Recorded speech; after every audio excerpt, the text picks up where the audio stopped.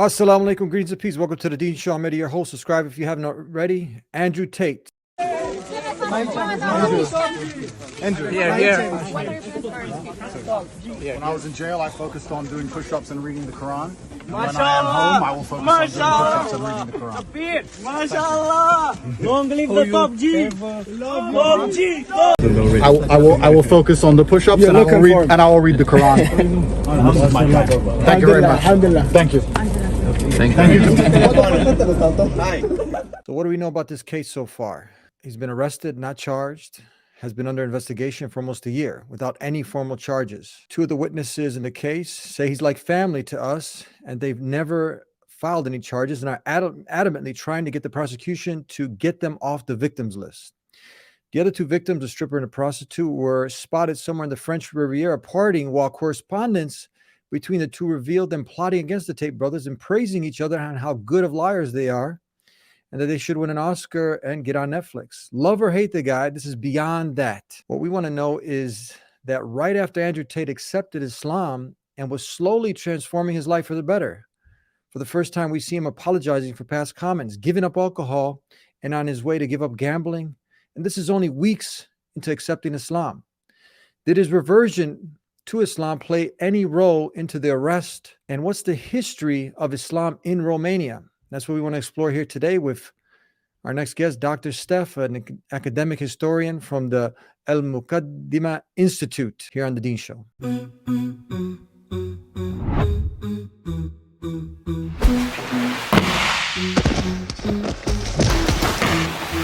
Let me introduce you to my faith. We have one God, his name's Allah. And his final messenger's Muhammad, peace be upon him. This is our religion, Islam. This is the Deen Show. I love you very much. I love all the work that you're doing. When I was ready to talk about it, I would only talk to you. And I was explaining how much respect I have for the faith of Islam. Welcome to the Deen Show. The Deen Show. Assalamu alaikum, brother. Wa alaikum assalam, rahmatullah. How you doing, Shay? How you been, Dr. Stef? Jazakallah khair. Long time no see, right? Alhamdulillah, everything is going well. Jazakallah khair for having me again on the show. I appreciate it. Thank you. Thank you for being with us here to explore some of this, because you're a historian from the Al-Muqaddimah Institute, and you're somebody who's also very well versed into the history of Europe and beyond that. So many people have on their minds, I'm going to start off with this clip here, and this is right before his reversion to Islam, and we'll kick it off from there. Islam fixes a lot of the problems that men are currently facing. Yeah. The problems we're discussing on this show, Islam fixes all of them, right? That's the first thing about Islam.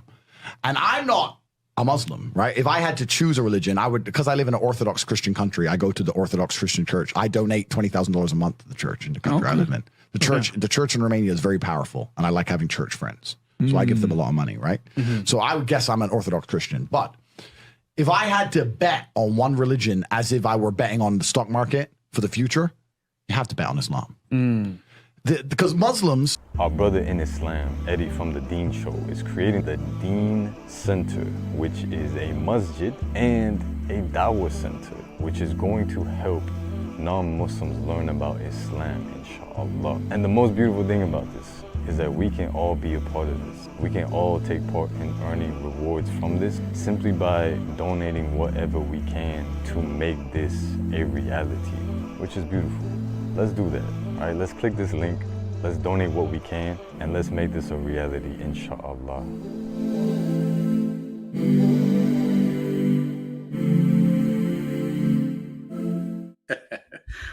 Yes. All right, so this is before he ended up accepting Islam. You can see him talking about how he was giving so much money to the Orthodox Church. He was rubbing shoulders also with some of the prominent members there. He liked that. Talks about being an Orthodox Christian. And then shortly after some time, we also had him on the program, and that was before he accepted Islam. And then he ends up coming back after accepting Islam to Romania, and he had already been under investigation since April. At that point, they brought him in for maybe a day, not even, and then they let him go. But this time, after he accepted Islam, it's interesting that they have not released him since. He got back into the country and has been locked up ever since. So we wanted to explore a little bit of the history of Islam in Romania. We hear this term Dracula and other things. So to see if this might have played a role into it. Bismillah, salatu salam ala Rasulullah. Jazakallah khair again.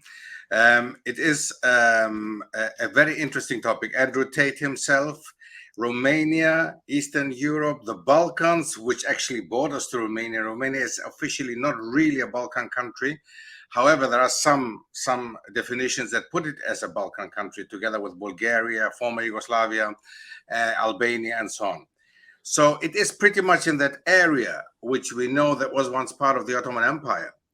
But interestingly enough, about Andrew Tate and the Tate brothers, we have done actually a show some time back with regards to Andrew Tate and his conversion with Al-Muqaddimah. And it is very interesting to see that indeed, everything before he became Muslim, which is very recently, by the way, just happened, right? Some months ago, if I'm not mistaken.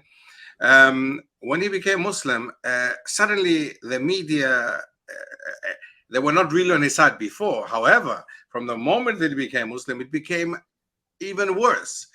You see that people are really, suddenly they come out with some things that happened years ago, as he explained himself. We do have a common friend actually who knows him from Dubai when he accepted the faith in the Islamic Center in Dubai.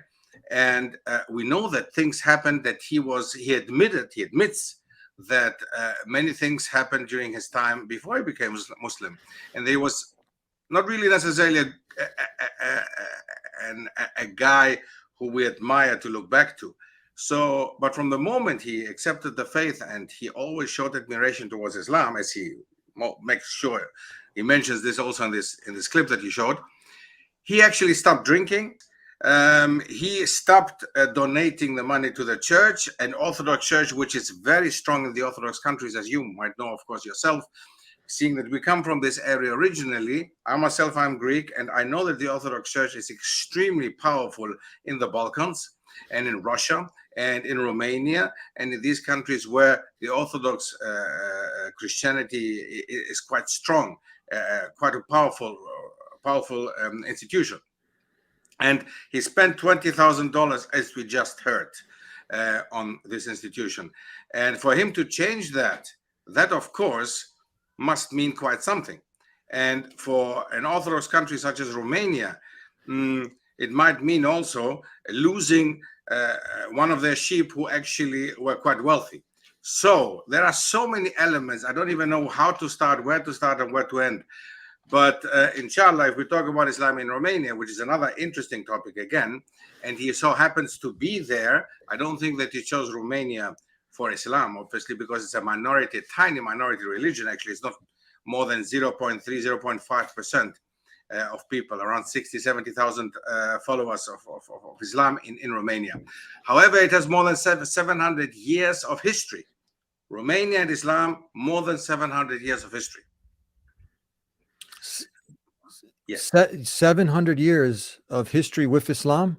With Islam. So before the Ottoman Empire even, I mean, we're talking about the Ottomans arriving in that area in the 14th century onwards. But even before that time, there were Muslims in the area which was Romania, which was not called Romania at the time. Many people misunderstand the issue. In the Middle Ages, the countries that we call nowadays Italy, Romania, Hungary, Germany, they did not exist in the Middle Ages. They had there were city-states, for example, in Germany, or Romania was two principalities, Wallachia and I would have to think of the other one. Wallachia is the one, and the other one, there's Transylvania as well in there, which joined them later. But the two main Danube principalities, which made Romania at that time, became later Romania. So it's extremely important to see that these two counties that made that are nowadays counties that that are part of Romania nowadays were at that time just principalities run by princes. And these princesses, even later when the Ottomans came, some of them even accepted the faith, became Muslims. So it is extremely important to see that Romania had a close connection to Islam even before the Ottomans arrived, even 300 to 400 years before. And this is quite important. I would like to make an important point out of this one, because people always believe that the Balkans, including Romania, Hungary, and all these countries that were once part of the Ottoman Empire, just saw Muslims from the moment that the Ottomans arrived, which is not true. Tell me, Dr. Stef, how much does the church now play? I know they have some statistics where it's about over 80 to 90% of people there are practicing Orthodox Christians. And how much does it play, the church play a role in the politics? An Orthodox country in general, from starting in Russia, actually, and going all the way down to the south towards Greece, all these countries, Serbia, Greece, Romania, Bulgaria, these are all considered Orthodox, Christian Orthodox countries, which means that from the very beginning of these nations that developed, especially after the Ottoman Empire in the 19th century, these countries were based on the institution of the Orthodox Church. The Orthodox Church is the one that actually fought or was on the side of the people when they were asking for independence from the Ottoman Empire, when Russia was fighting the Ottomans, the Muslim Ottomans. So the Orthodox Church is a kind of identity for the people living in that part of the world, in the Balkans, in Russia, and so on. So more than, as you said, yes, more than 86, 87%, I just read recently, belong to the Orthodox Church in Romania. So it plays an extremely important factor. And after the fall of communism, which happened in 1989-90, Romania had to find another identity. During the time of communism, Romania was a communist country where religion didn't play a big role. However, it was still a part of the identity, but it has become now the main identity of the people who had who left the realms of the communist regime, and now they are basically Orthodox Romanians. So it gives them a sense of identity and understanding of each other. So it plays a big role. So it plays a big role. It just reminds me, and I want to make a contrast here because it's Romania's time, the church's time here to show if they are truly practicing their orthodoxy and Christianity, and I'll start off with this story. We have so many of these stories. One of them comes to mind where the Caliph, the leader of the Muslims at the time, Ali radiallahu anhu, is a cousin of Prophet Muhammad, when there was a Jew, and you probably know the story, I'm paraphrasing it, who Ali, he wasn't in possession of a property of his, and then they went to one of the judges there, and the judge ruled in the favor of the Jew. And this was just illustrating and now this is the head of state, and the head of state is going now in front of a judge, and you have someone who you think, just because he's Jewish, for example, that he had no chance to go ahead and to win. But this is the justice of Islam.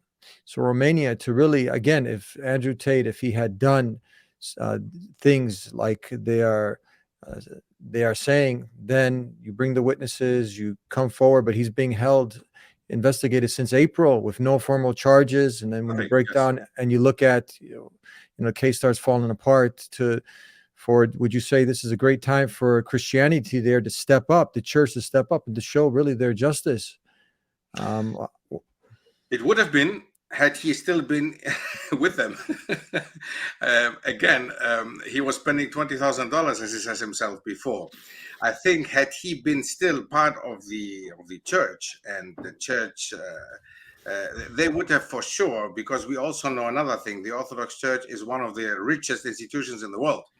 So I'm very sure that they would have been able in Romania to actually find 1 or 2 or 3 lawyers who would be on his side and would be able to get him out without a problem.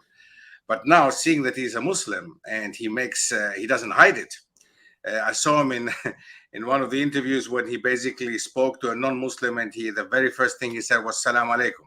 So he greeted a non-Muslim. Piers Morgan, it was actually with "Salam alaikum."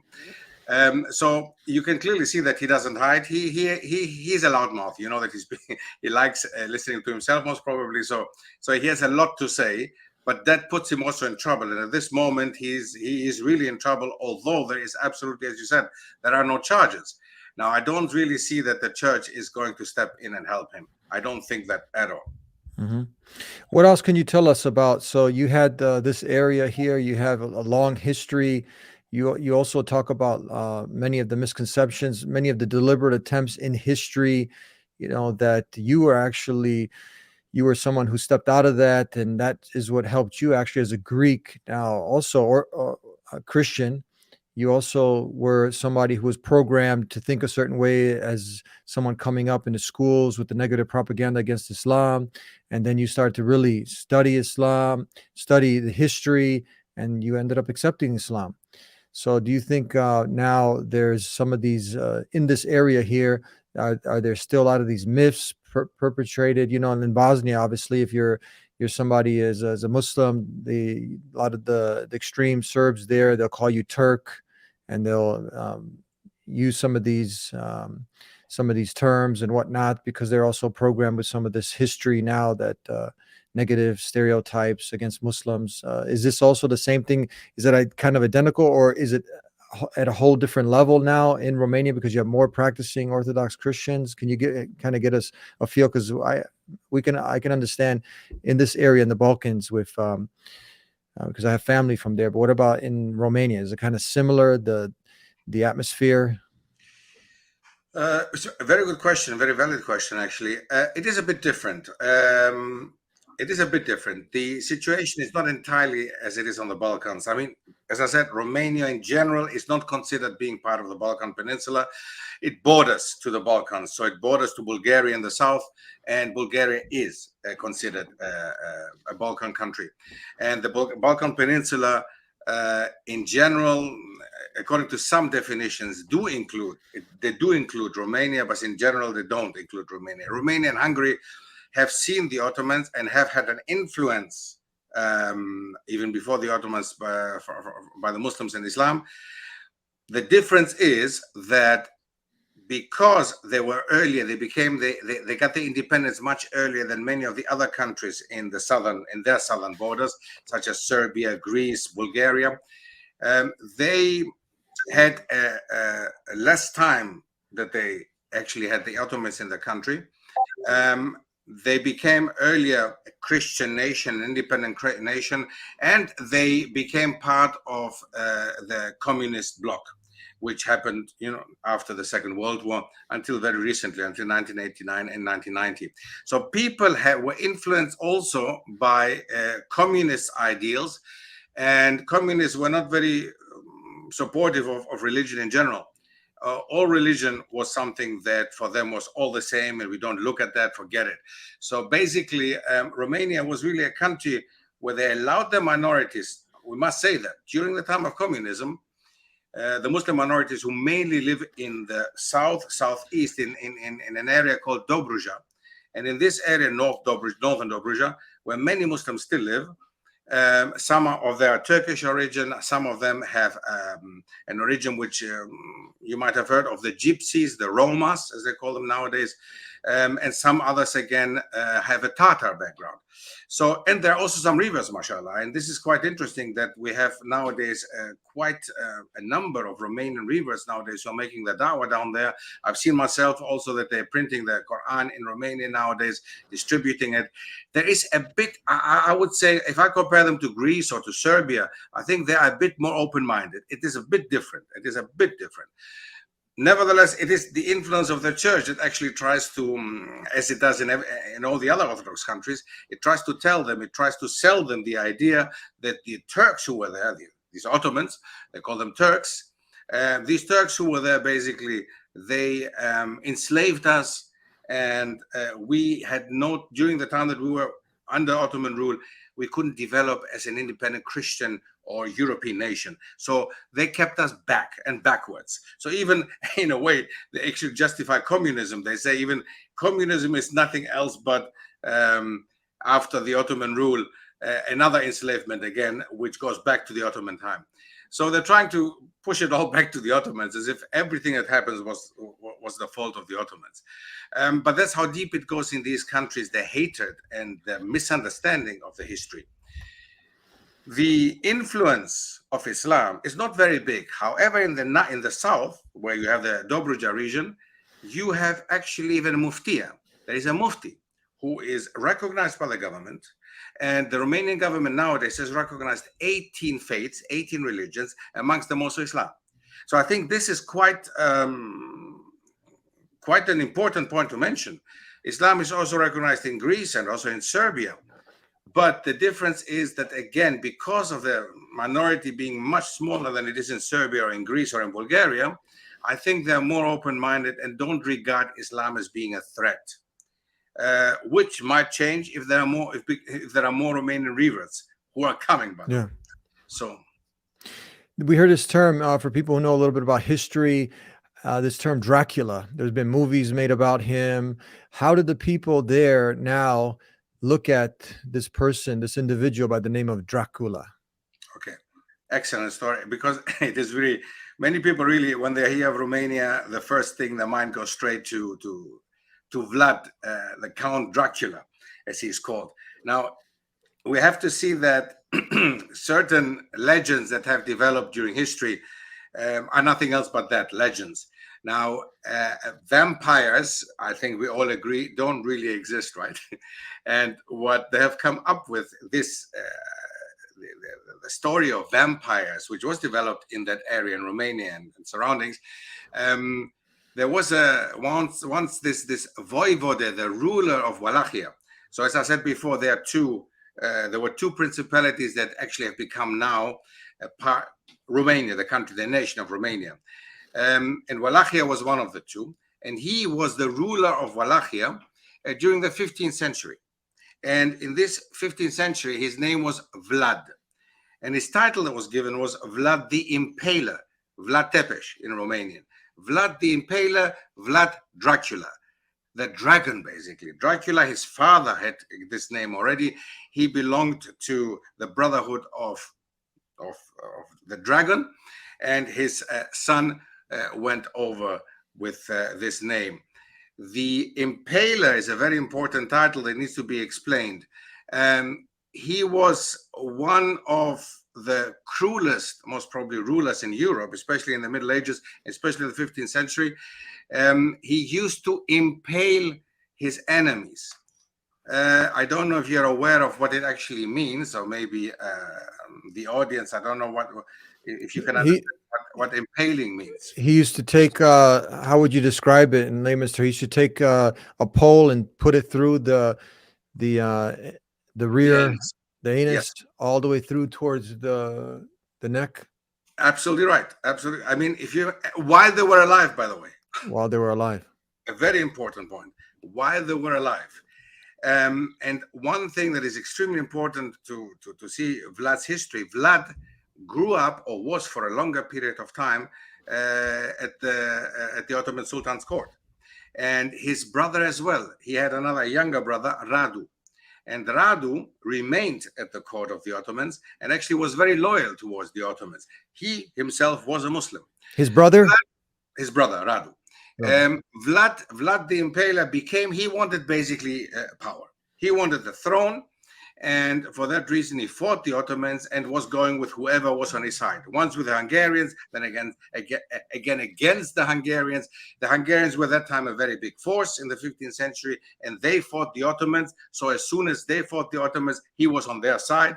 As soon as he fought the Ottomans, they were on his side. So you understand, when they again attacked Transylvania, he fought them. So that was real politics. Let's call it what it is. Real politics in the 15th century. And for Vlad, it was really not religion, didn't play a role in that way. He was just whatever he could make use of. Was it the Orthodox Church? Was it Islam? Was it the Sultan? He did. He spoke Turkish, so he could actually also fight the Ottomans and pretend being a Turkish Muslim, for example, hiding amongst the people and escape, for example. So all these things happened during his lifetime. And the important thing with regards to his title being the Impaler, how all this started, the hostility very strongly from the side of the Sultan Mehmed Fatih, by the way, the one who opened Constantinople and the one who entered Athens as well. So Sultan Mehmed Fatih was his biggest enemy, although they knew each other from before. They grew up together at the same court. And Sultan Mehmed Fatih started this whole hostility because Vlad the Impaler, when he was sent 2 emissaries, Ottoman emissaries, to give him a message, he told them to take their turbans off, and he knew that they wouldn't do that. That's not something they would do. So he actually nailed with 3 nails, each one of them, their turbans on their head. So he made them pay for not listening to him. Next to this one, he impaled them, and 20,000, it's said in the history books, 20,000 Ottomans and other enemies impaled them while alive.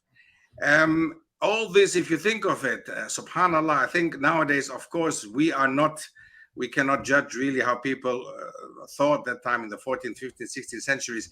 They were different. Men thought different. Women thought different. They were also stronger, for sure. I mean, but imagine now, I think anybody can understand nailing the turban on somebody's head while they're alive and impaling them while they're alive.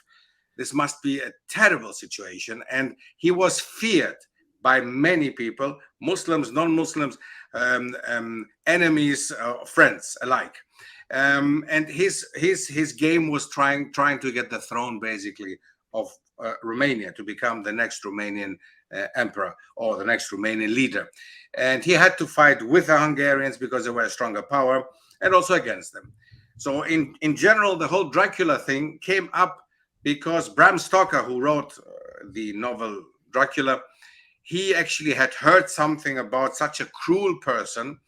And basically, they even were saying that he would drink his enemy's blood. That made him a vampire, basically. So that's how this whole thing started. So he did exist. Count Dracula, it did exist. It was his name, coming from his father. But he was obviously not a vampire in the real meaning of the word, as we imagine vampires nowadays. What's the association now, current day, with this figure, with the Orthodox Church? Have they distanced themselves from him, or do they hold him up as an iconic figure? We should never forget that nowadays with nation states, it's different to that time when the churches were ruling, actually. Nowadays we have Orthodox nations such as Romania, Serbia, Bulgaria, Greece, and they do have their own national Orthodox churches, which means that the church is actually serving the nation. So whatever the nation believes in and keeps up, such as Vlad being actually a national hero, believe it or not, the Romanians consider him as being a national hero. So the church also supports the idea. The Orthodox Church supports such a cruel man, saying basically that he is one of our national heroes. So the Romanian Orthodox Church, the National Church of Romania, supports the man of the 15th century who's considered a Romanian hero, who did these cruel acts, which are unbelievable, actually. And I just want to make a side note here that this is something, torture in this sense is prohibited in Islam. Is that correct? Correct, absolutely, yes. Yeah, this inhumane torture, this type, is something that is definitely something that is not part of Islam. And tell me this, so you answered my question. It's kind of odd that, so this person that did this kind of horrific, these crimes today that we consider as war crimes, this violent, inhumane kind of, what is this called again? Acts. No, this the term in the stuffing this the swords or through the anus up to the neck. Impaling. The impaling. Okay, to doing this impaling and whatnot. It's just sick. So they look at him currently as a hero, as Yes. somebody. Yeah. Absolutely. So then that would bring us back to what we originally started now.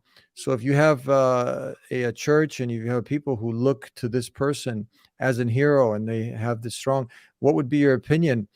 Did Andrew Tate's conversion to Islam after giving $20,000, did he say a month?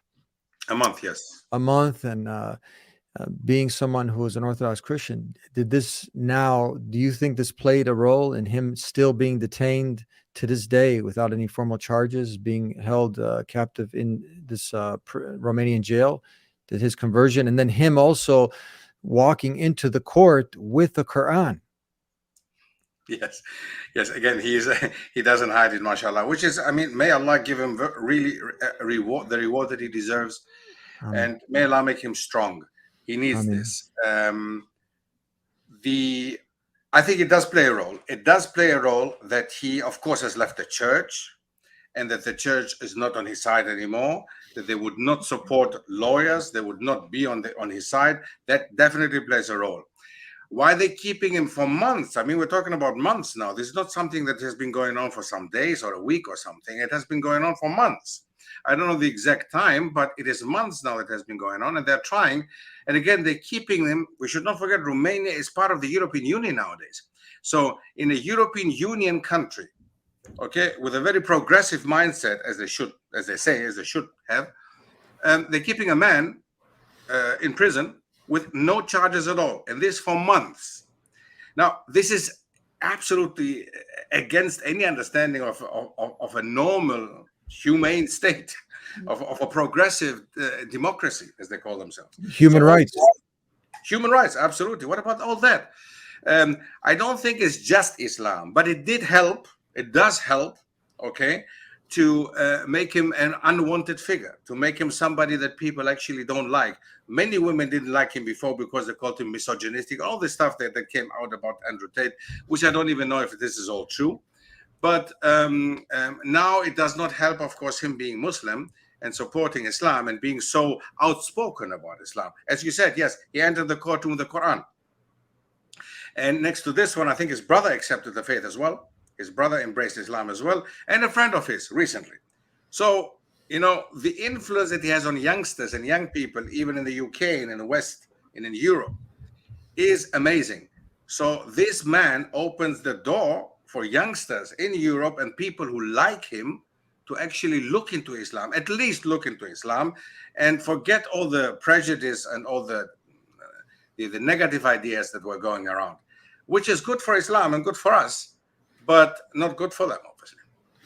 And you would want somebody, if somebody had some views, you know, of the past or some things, you'd want, because Islam is the medicine. Islam's going to help you to go ahead and transform your life. So we saw that just weeks after accepting Islam, he gave up alcohol. His good friend was saying that he talked to him about the gambling. He was going to give up. A lot of these times, for many people, this thing takes years, right? These things. But he was, after weeks, he was starting to, for the first time, we saw him apologizing for past comments that he made. And we see him on a road to transformation. So it's a good thing. Islam will, because we don't support any of these things: alcohol, gambling, these OnlyFans, whatever these things are, this you know, whatever all of these evils out there in the world. Islam is against that. So you need Islam. Islam helps you to transform for the better. Is that correct? No, of course, no doubt about it. I mean, what can I say? I myself transformed since I've become Muslim for 30 years now, alhamdulillah. So I myself come from that area again. As we mentioned, I'm Greek. And I understand fully the position of the church in these kind of countries, the position of the population that were told myths and lies and legends and all this. They believe and they grow up like this. So you can't blame them entirely, the population. But once you must grow out of it, as I did, alhamdulillah, and you must question certain things. I think as a human being living in the 21st century, you should be able to question and you should be able to make a choice. And Andrew Tate made this choice and made his choice. And I think we should leave it to it. And as many others made other choices. So I don't think it should play a role, but I do believe that it did play a role, that he did accept Islam, and it didn't make him more sympathetic towards the West and towards other people who might have been in between. Shall we support him? Shall we not support him? So many, in the end, actually decided not to support him. That's it. For people who are history fans and who like learning about history, this is your specialty. Where can people go? You have an institute that we mentioned earlier in this program, and if people want to learn more about the history in this region and clear up many of the misconceptions that people have in their minds, where can they go and visit to learn more? Al-Muqaddima.com. Al-Muqaddima.com is basically an institute which we set up in London 2 years ago. We're now in our second year, and we are teaching the students who are interested, Muslims and non-Muslims alike, about this very important work by Ibn Khaldun. Ibn Khaldun was one of the biggest scholars, actually, of Islam in the 14th century, 14th to 15th centuries, and he wrote this book, Al-Muqaddima. So according to this, we call this program Al-Muqaddima, the Muqaddima program. It's written without an H, by the way. There is another website, Al-Muqaddima with an H.com, but ours is Al-Muqaddima without an H.com. So there we will basically look into his work, which is a very important work for the father of sociology, as he called in the West. So Ibn Khaldun is considered the father of sociology. So we're looking into sociology, political science, religious and Islamic studies. We're looking into history and historiography, economics, all this, unbelievable things, all this in one book. So I really consider that a very important work, and we all, Muslims and non-Muslims, should actually know about him. And by the way, Mark Zuckerberg was actually mentioning Al-Muqaddimah in his book club. So he wants his people to read the Muqaddimah in his book club. And we all know Mark Zuckerberg. We know he's not a historian. So why would he read such a book, which is full of Islamic elements and references to Islam? No doubt about it. So it is very interesting indeed. So I really think that for anybody who's interested, almuqaddima.com without the H, take a look at our institute, take a look at what we offer. The program starts again in September, October with a new year. Dr. Stef, thank you very much. Jazakallah khair. Thank you for having me. Assalamu alaikum wa alaikum salam wa rahmatullahi wa barakatuh. Brothers and sisters, we've all had loved ones that passed away. A mother, a father, a brother, a sister, a close family member. But one of the mercies of our deen is that with the right intention, we can go ahead and continue to do good deeds on our loved one's behalf. And what greater of a continuous good deed, sadaqah jariyah, than investing on their behalf in the Deen Center, a masjid and mega dawah center that will benefit generations to come, inshallah. So click the link below, donate right now. May God Almighty Allah reward all of you. I cannot leave without giving you a gift. If you're not yet Muslim and you're tuning in to see what these Muslims are talking about and you like a free copy of the Quran, go ahead and visit TheDeenShow.com. We'll take care of the postage and everything and get it delivered to you. And if you still have some questions about Islam, call us at 1-800-662-4752. We'll see you next time. Until then, peace be with you. Assalamu alaikum.